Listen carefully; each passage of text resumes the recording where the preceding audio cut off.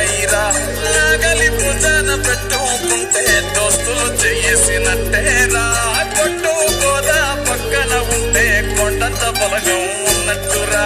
చల్లగాలి మోసుకొచ్చేరా సేను శిలకల ముచ్చట్లు.